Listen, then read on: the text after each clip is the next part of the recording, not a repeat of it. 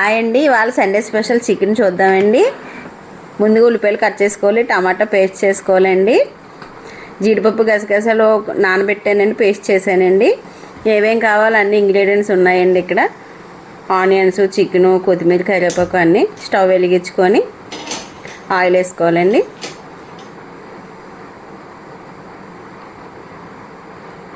Oil మరిగిన తర్వాత పచ్చిమిర్చి, కరివేపాకు వేసుకున్న తర్వాత వేగాక ఆనియన్స్ వేసేసానండి. ఈ చికెన్ గ్రేవీ బాగా వస్తుందండి.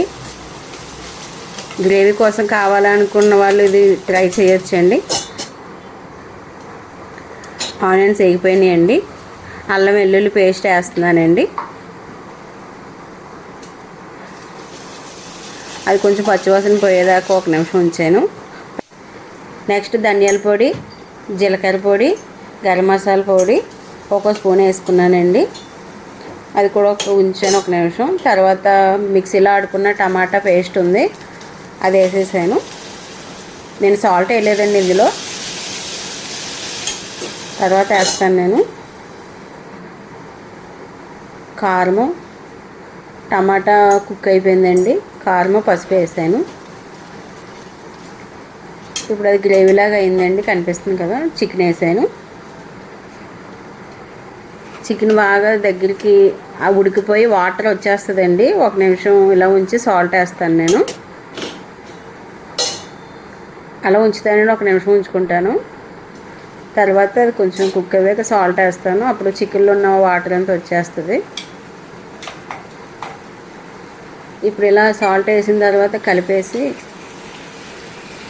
అలా ఉంచేస్తే ఒక 5 నిమిషాలు అలా ఉంచేస్తే వాటర్ వచ్చేసి ఉడికిందని ఎప్పుడు తెలుస్తుంది అంటే అండి, వాటర్ అంతా పోయి ఆయిల్ పైకి తేలుతుంది. చూడండి ఎలా తేలిందో. అలా ఆయిల్ పైకి తేలితే మొత్తం ఉడికిపోయినట్టండి. ఇప్పుడు నేను జీడిపప్పు గసగసాలు పేస్ట్ చేసుకున్నానండి. ఆ కుక్ అయిపోయిన దాంట్లో వేసాను. ఇలా ఒక 2-3 నిమిషాల నుంచి దించేస్తాను. ఈ చపాతీల్లోకి అన్నట్లో బాగుంటుందండి. గ్రేవీగా బాగుంటుంది. నేను వండుతున్నాను కానీ ఎంతో స్మెల్ వచ్చేస్తుంది నాకు.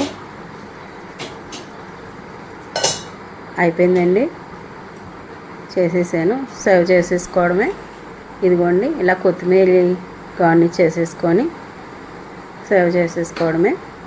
మీరు ఇది వండేటప్పుడే మంచి ఫ్లేవర్ వచ్చేస్తుంది ఇంట్లో. మా అబ్బాయి ఇందాక నుంచి తెగ తిరిగేస్తున్నాడు, మంచి స్మెల్ వచ్చేస్తుందని.